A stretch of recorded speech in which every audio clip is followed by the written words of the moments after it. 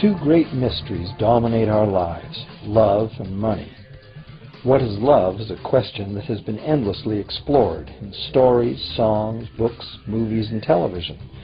But the same cannot be said about the question, what is money? It's not surprising that monetary theory hasn't inspired any blockbuster movies, but it was not even mentioned at the schools most of us attended. For most of us, the question, where does money come from, brings to mind a picture of the mint printing bills and stamping coins. Money, most of us believe, is created by the government. It's true, but only to a point. Those metal and paper symbols of value we usually think of as money are indeed produced by an agency of the federal government called the Mint. But the vast majority of money is not created by the Mint. It is created in huge amounts every day by private corporations known as banks. Most of us believe that banks lend out money that has been entrusted to them by depositors. Easy to picture, but not the truth. In fact, banks create the money they loan, not from the bank's own earnings, not from the money deposited, but directly from the borrower's promise to repay. The borrower's signature on the loan papers is an obligation to pay the bank the amount of the loan plus interest, or lose the house, the car, whatever asset was pledged as collateral. That's a big commitment from the borrower. What does the same signature require of the bank? The bank gets to conjure into existence the amount of the loan and just write it into the borrower's account. Sound far-fetched? Surely that can't be true. But it is.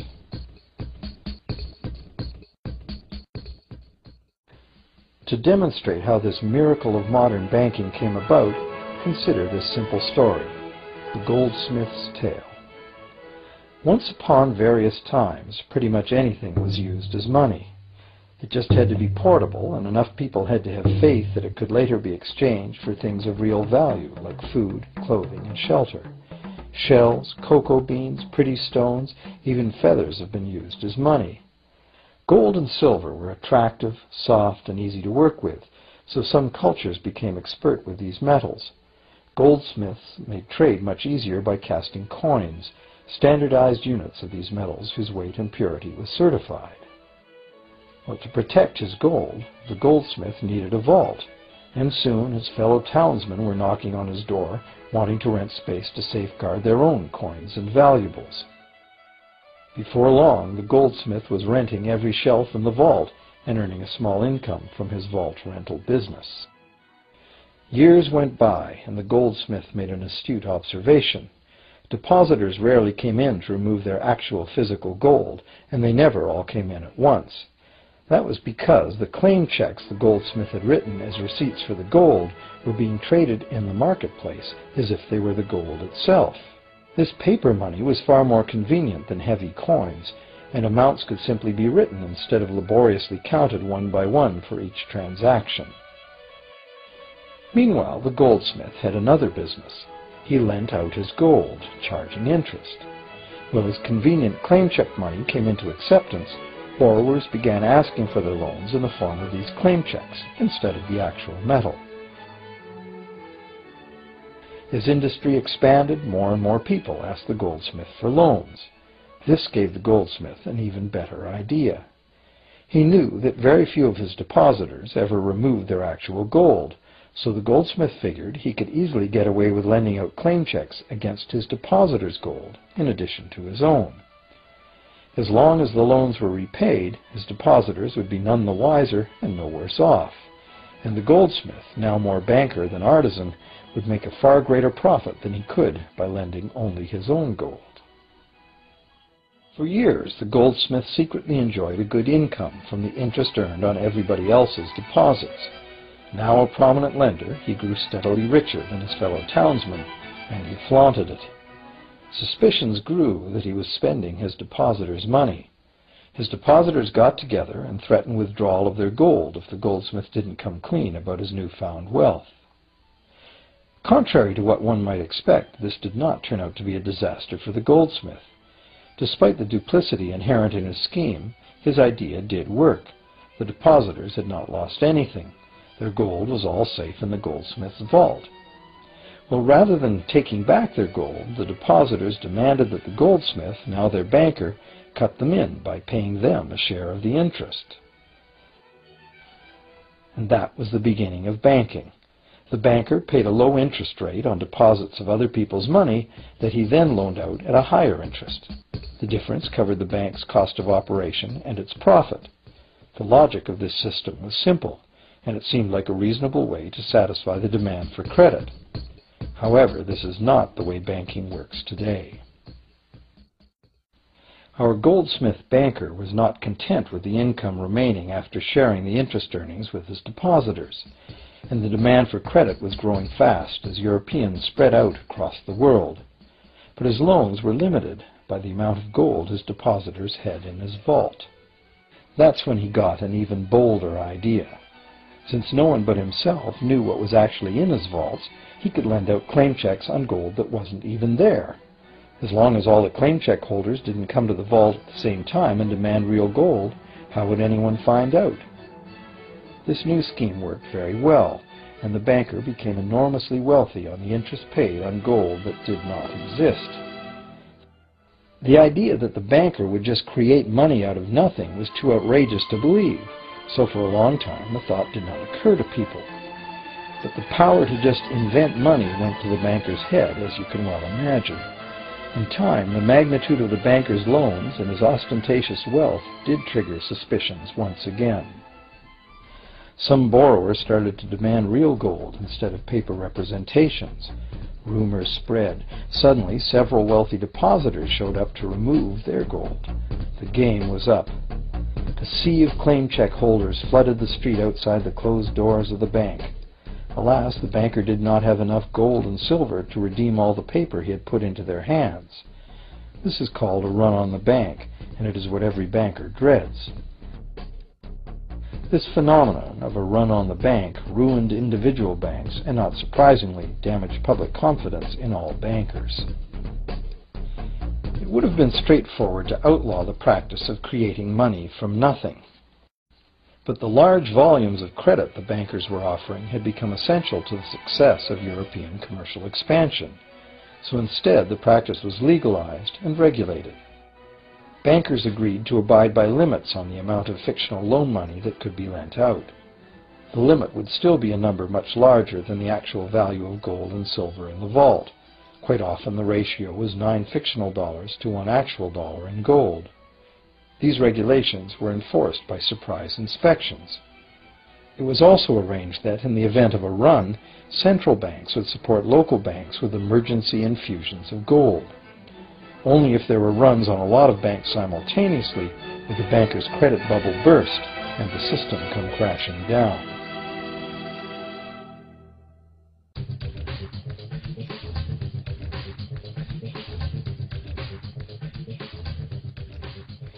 Over the years, the fractional reserve system and its integrated network of banks backed by a central bank has become the dominant money system of the world. At the same time, the fraction of gold backing the debt money has steadily shrunk to nothing. The basic nature of money has changed. In the past, a paper dollar was actually a receipt that could be redeemed for a fixed weight of gold or silver. In the present, a paper or digital dollar can only be redeemed for another paper or digital dollar. In the past, privately created bank credit existed only in the form of private banknotes, which people had the choice to refuse, just as we have the choice to refuse someone's private check today. In the present, privately created bank credit is legally convertible to government-issued fiat currency, the dollars, loonies, and pounds we habitually think of as money. Fiat currency is money created by government fiat or decree, and legal tender laws declare that citizens must accept this fiat money as payment for debt, or else the courts will not enforce the obligation. So now the question is, if governments and banks can both just create money, then how much money exists?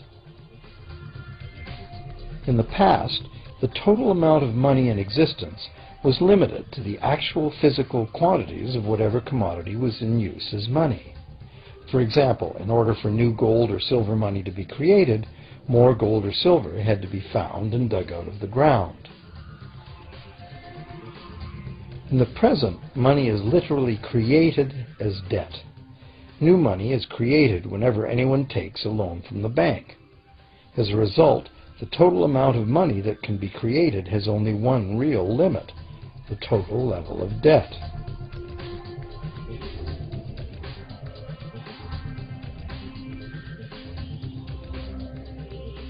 Governments place an additional statutory limit on the creation of new money by enforcing rules known as fractional reserve requirements. Essentially arbitrary, fractional reserve requirements vary from country to country and from time to time. In the past, it was common to require banks to have at least $1 worth of real gold in the vault to back $10 worth of debt money created. Today, reserve requirement ratios no longer apply to the ratio of new money to gold on deposit, but merely to the ratio of new debt money to existing debt money on deposit in the bank.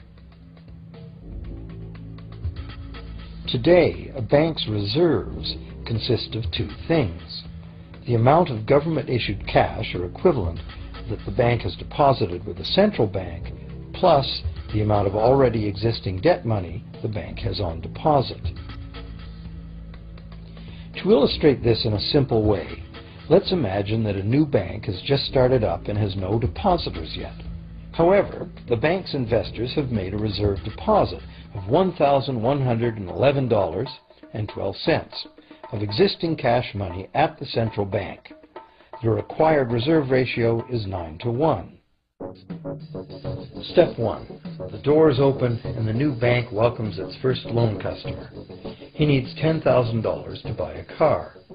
At the 9-to-1 reserve ratio, the new bank's reserve at the central bank, also known as high-powered money, allows it to legally conjure into existence 9 times that amount, or $10,000, on the basis of the borrower's pledge of debt. This $10,000 is not taken from anywhere. It's brand new money simply typed into the borrower's account as bank credit. The borrower then writes a check on that bank credit to buy the used car. Step 2. The seller then deposits this newly created $10,000 at her bank. Unlike the high-powered government money deposited at the central bank, this newly created credit money cannot be multiplied by the reserve ratio. Instead, it's divided by the reserve ratio. At a ratio of 9-to-1, a new loan of $9,000 can be created on the basis of the $10,000 deposit. Step 3. If that $9,000 is then deposited by a third party at the same bank that created it or at a different one, it becomes the legal basis for a third issue of bank credit, this time for the amount of $8,100. Like one of those Russian dolls, where each layer contains a slightly smaller doll inside, each new deposit contains the potential for a slightly smaller loan in an infinitely decreasing series. Now, if the loan money created is not deposited at the bank, the process stops. That's the unpredictable part of the money creation mechanism. But more likely, at every step, the new money will be deposited at a bank, and the reserve ratio process can repeat itself over and over until almost $100,000 of brand new money has been created within the banking system. All of this new money has been created entirely from debt, and the whole process has been legally authorized by the initial reserve deposit of just $1,111.12, which is still sitting untouched at the central bank. What's more, under this ingenious system, the books of each bank in the chain must show that the bank has 10% more on deposit than it has out on loan. This gives banks a very real incentive to seek deposits in order to be able to make loans, supporting the general but misleading impression that loans come out of deposits. Now, unless all the successive loans are deposited at the same bank, It cannot be said that any one bank got to multiply its initial high-powered money reserve almost 90 times by issuing bank credit out of nothing. However, the banking system is a closed loop. Bank credit created at one bank becomes a deposit in another, and vice versa. In a theoretical world of perfectly equal exchanges, the ultimate effect would be exactly the same as if the whole process took place within one bank. That is, the bank's initial central bank reserve of a little over $1,100 allows it to ultimately collect interest on up to $100,000 the bank never had.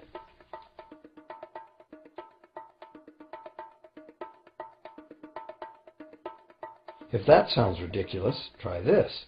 In recent decades, as a result of steady lobbying by the banks, the requirements to make a reserve deposit at the nation's central bank have all but disappeared in some countries, and actual reserve ratios can be much higher than 9 to 1. For some types of accounts, 20 to 1 and 30 to 1 ratios are common. And even more recently, by using loan fees to raise the required reserve from the borrower, banks have now found a way to circumvent reserve requirement limitations entirely.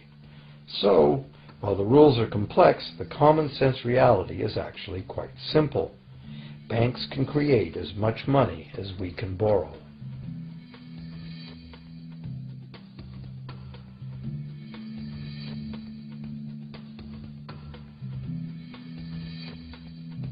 Despite the endlessly presented mint footage, government-created money typically accounts for less than 5% of the money in circulation. More than 95% of all money in existence today was created by someone signing a pledge of indebtedness to a bank. What's more, this bank credit money is being created and destroyed in huge amounts every day, as new loans are made and old ones repaid.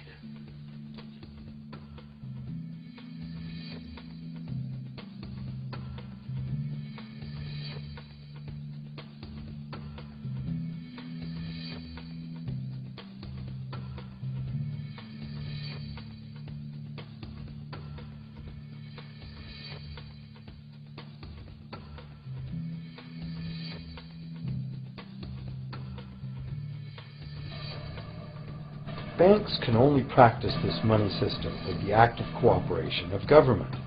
First, governments pass legal tender laws to make us use the national fiat currency. Secondly, governments allow private bank credit to be paid out in this government currency. Thirdly, government courts enforce debts. And lastly, governments pass regulations to protect the money system's functionality and credibility with the public, while doing nothing to inform the public about where money really comes from. The simple truth is that when we sign on the dotted line for a so-called loan or mortgage, our signed pledge of payment, backed by the assets we pledge to forfeit should we fail to pay, is the only thing of real value involved in the transaction. To anyone who believes we will honor our pledge, that loan agreement or mortgage is now a portable, exchangeable, and saleable piece of paper. It's an IOU. It represents value and is therefore a form of money. This money the borrower exchanges for the bank's so-called loan. Now, a loan in the real world means that the lender must have something to lend. If you need a hammer, my loaning you a promise to provide a hammer I don't have won't be of much help. But in the artificial world of money, a bank's promise to pay money it doesn't have is allowed to be passed off as money, and we accept it as such.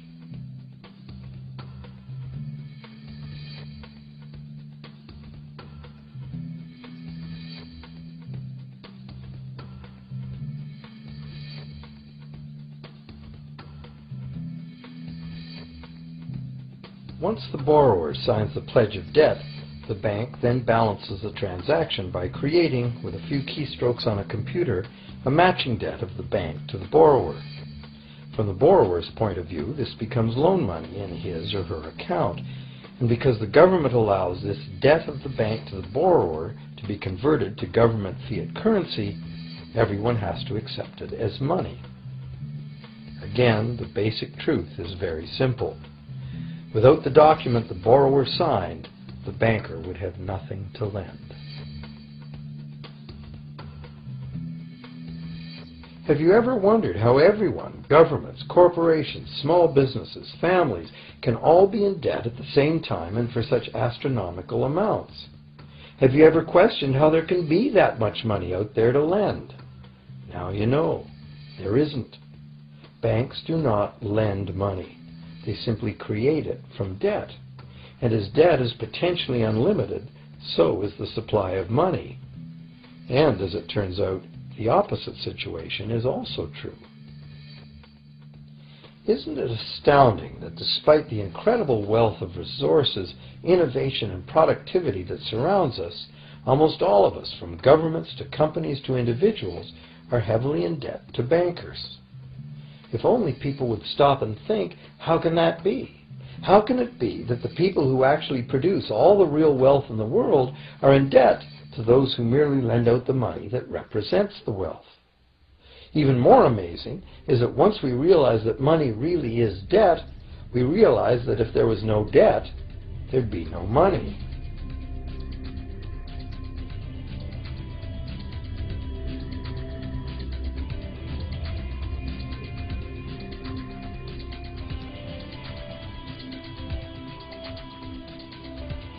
If this is news to you, you are not alone. Most people imagine that if all debts were paid off, the state of the economy would improve. It's certainly true on an individual level. Just as we have more money to spend when our loan payments are finished, we think that if everyone were out of debt, there would be more money to spend in general. But the truth is the exact opposite. There would be no money at all. There it is. We are totally dependent on continually renewed bank credit for there to be any money in existence. No loans, no money, which is what happened during the Great Depression. The money supply shrank drastically as the supply of loans dried up.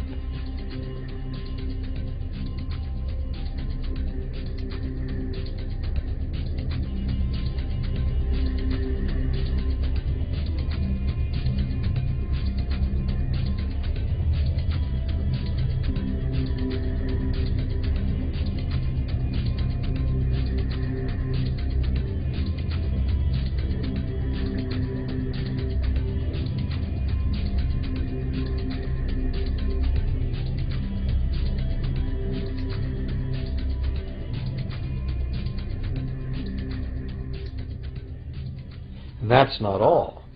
Banks create only the amount of the principal. They don't create the money to pay the interest.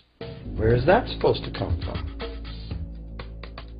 The only place borrowers can go to obtain the money to pay interest is the general economy's overall money supply. But almost all that overall money supply has been created exactly the same way, as bank credit that has to be paid back with more than was created. So everywhere there are other borrowers in the same situation, frantically trying to obtain the money they need to pay back both principal and interest from a total money pool which contains only principal. It is clearly impossible for everyone to pay back the principal plus interest because the interest money doesn't exist. This can even be expressed by a simple mathematical formula.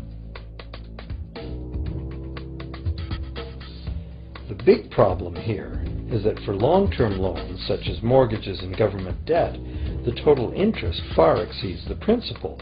So unless a lot of extra money is created to pay the interest, it means a very high proportion of foreclosures and a non-functioning economy. To maintain a functional society, the rate of foreclosure needs to be low.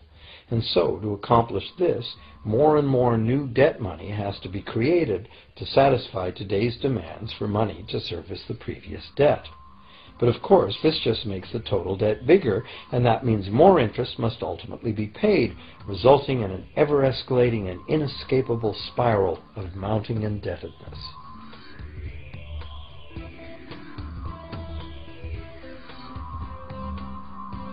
It is only the time lag between money's creation as new loans and its repayment that keeps the overall shortage of money from catching up and bankrupting the entire system.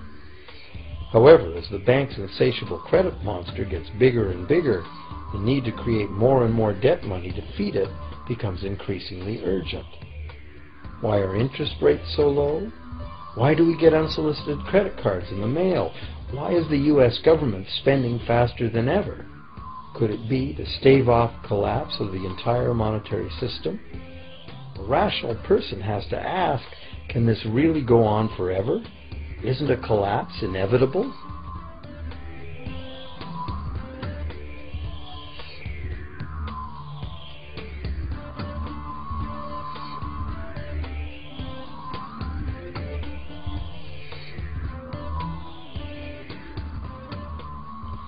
Money facilitates production and trade. As the money supply increases, money just becomes increasingly worthless unless the volume of production and trade in the real world grows by the same amount. Add to this the realization that when we hear that the economy is growing at 3% per year, it sounds like a constant rate, but it's not. This year's 3% represents more real goods and services than last year's 3% because it's 3% of the new total. Instead of a straight line, as is naturally visualized from the words, it is really an exponential curve getting steeper and steeper. The problem, of course, is that perpetual growth of the real economy requires perpetually escalating use of real-world resources and energy. More and more stuff has to go from natural resource to garbage every year forever, just to keep this system from collapsing.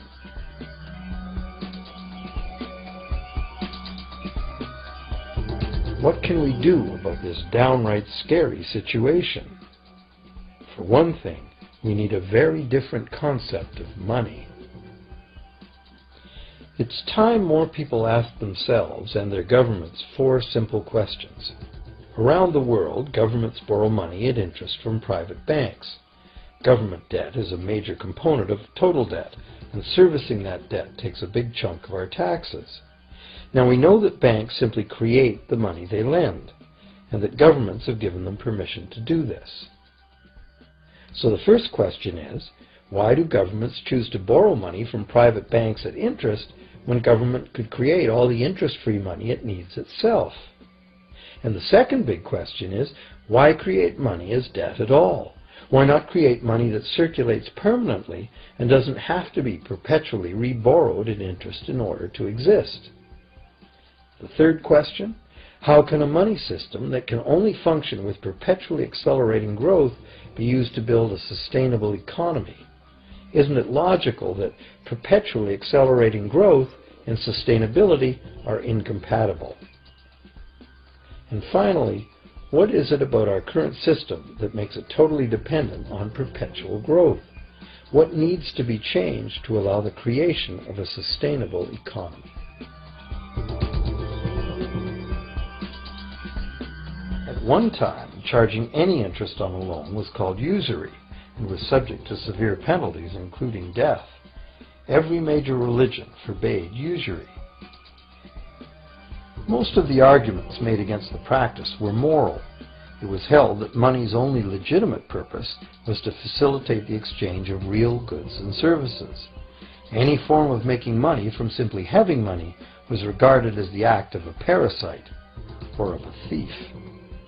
However, as the credit needs of commerce increased, the moral arguments eventually gave way to the argument that lending involves risk and loss of opportunity to the lender, and therefore attempting to make a profit from lending is justified. Today, these notions seem quaint. Today, the idea of making money from money is held as an ideal to strive for. Why work when you can get your money to work for you? However, in trying to envision a sustainable future, it's very clear that the charging of interest is both a moral and a practical problem. Imagine a society and economy that can endure for centuries because, instead of plundering its capital stores of energy, it restricts itself to present-day income. No more wood is harvested than grows in the same period. All energy is renewable, solar, gravitational, geothermal, magnetic, and whatever else we discover. This society lives within the limits of its non-renewable resources by reusing and recycling everything, and the population just replaces itself. Such a society could never function using a money system utterly dependent on perpetually accelerating growth. A stable economy would need a money supply at least capable of remaining stable without collapsing. Let's say the total volume of this stable money supply is represented by this big circle. Let's also imagine that moneylenders must actually have existing money to lend. If some people within this money supply begin systematically lending money at interest, their share of the money supply will grow. If they continually re-loan at interest all the money that gets paid back, what's the inevitable result? Whether it's gold, fiat, or debt money doesn't matter. The moneylenders will end up with all the money. And after the foreclosures and bankruptcies are all filed, they'll get all the real property too. Only if the proceeds of lending at interest were evenly distributed among the population would this central problem be solved. Heavy taxation of bank profits might accomplish this goal, but then why would banks want to be in business? If we were ever able to free ourselves of the current situation, we could imagine banking run as a non-profit service to society, dispersing its interest earnings as a universal citizen dividend, or lending without charging interest at all.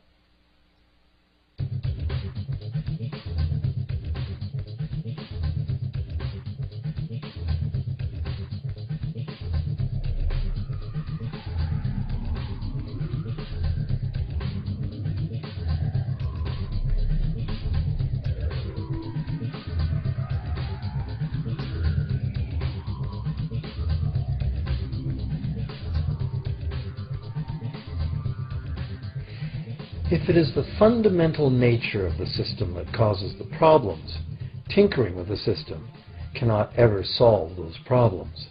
The system itself must be replaced. Many monetary critics call for a return to gold-based money, claiming that gold has a long history of reliability. They ignore the many scams that can be played with gold, shaving coins, debasing the metal, cornering the market, all of which were abundantly practiced in ancient Rome and contributed to its fall. Some advocate silver as being more abundant than gold and therefore more difficult to corner. Many question the need to bring back precious metals at all. No one wants to go back to carrying heavy sacks of coins to go shopping. It's a certainty that paper, digital, plastic, or more likely biometric ID money would be the real medium of trade, with the same potential for creating unlimited debt money we have now. Beyond that, if gold again became the sole legal basis of money, those who have no gold would suddenly have no money. Other monetary reform advocates have concluded that greed and dishonesty are the main problems, and that there may be better ways to create an honest and equitable money system than returning to silver or gold.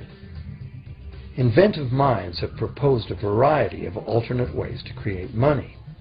Many private barter systems create money as debt, much as banks do, but it is done openly and without charging interest.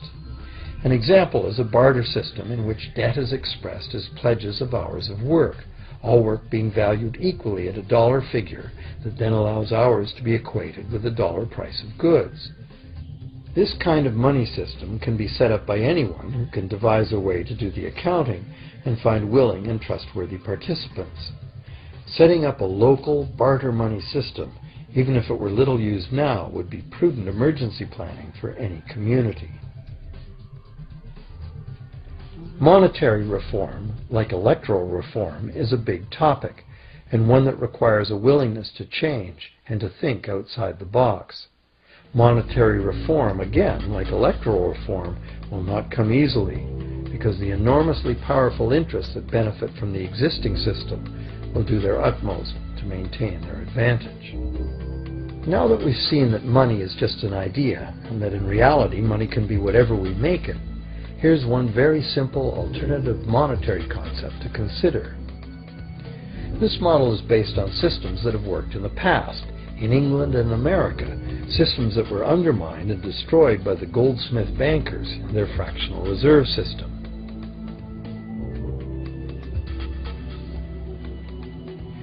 create an economy based on permanent interest-free money, money could simply be created and spent into the economy by the government, preferably on long-lasting infrastructure that facilitates the economy, such as roads, railroads, bridges, harbors, and public markets. This money would not be created as debt, it would be created as value, that value being in the form of whatever it was spent on. If this new money facilitated a proportional increase in trade requiring its use, it would cause no inflation whatsoever. If government spending did cause inflation, there would be two courses of action available. Inflation is equivalent in effect to a flat tax on money. Whether the money goes down in value 20% or the government takes 20% of our money away from us, the effect on our buying power is the same. Viewed this way, inflation in place of taxation might be politically acceptable if well spent and kept within limits. Or government could choose to counter inflation by collecting tax monies that it then takes out of use, thus reducing the money supply and restoring its value. To control deflation, which is the phenomenon of falling wages and prices, the government would simply spend more money into existence. With no competing private debt money creation, governments would have more effective control of their nation's money supply. The public would know whom to blame if things went wrong. Governments would rise and fall on their ability to preserve the value of money. Government would operate primarily on taxes, as it does now, but tax money would go much, much further, as none of it would be required to pay interest to private bankers. There could be no national debt if the federal government simply created the money it needed. Our perpetual collective servitude to the banks through interest payments on government debt would be impossible.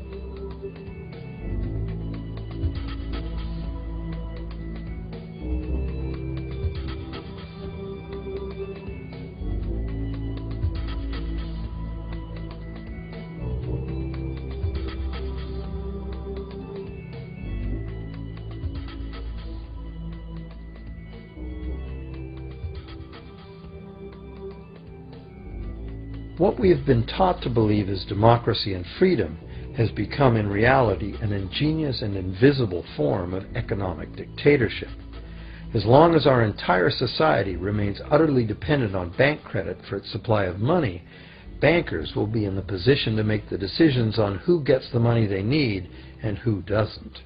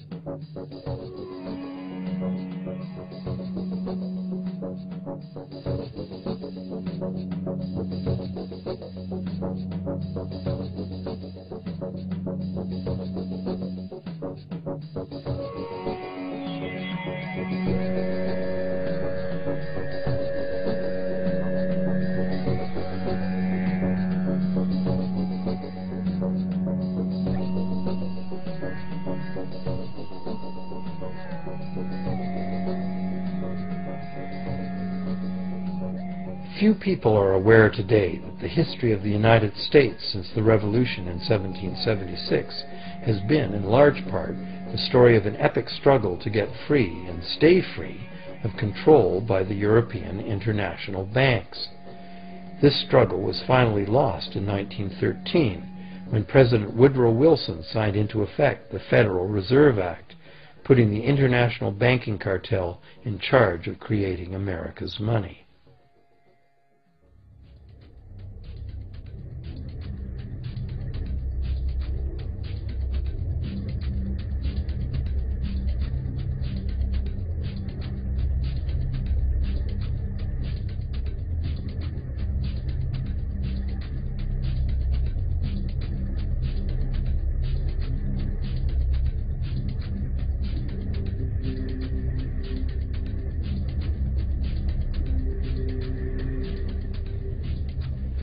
The power of this system is deeply ingrained. So is the educational and media silence on the subject. Years ago, a Canadian Deputy Prime Minister surveyed scores of non-economists, both highly educated professionals and common-sense people on the street, and found that not one of them had an accurate understanding of how money is created. In fact, it's probably safe to say that most people, including the frontline employees of banks, have never given the matter a moment's thought. Have you?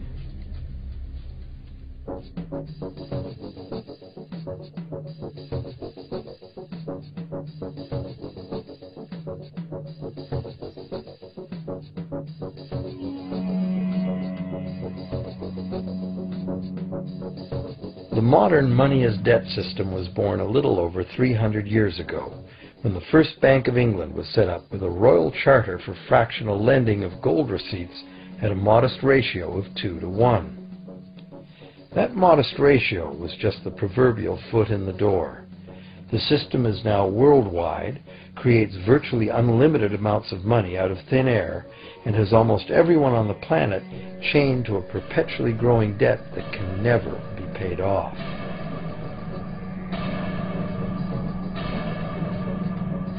Could it have all happened by accident? Or is it a conspiracy? Obviously, something very big is at stake here.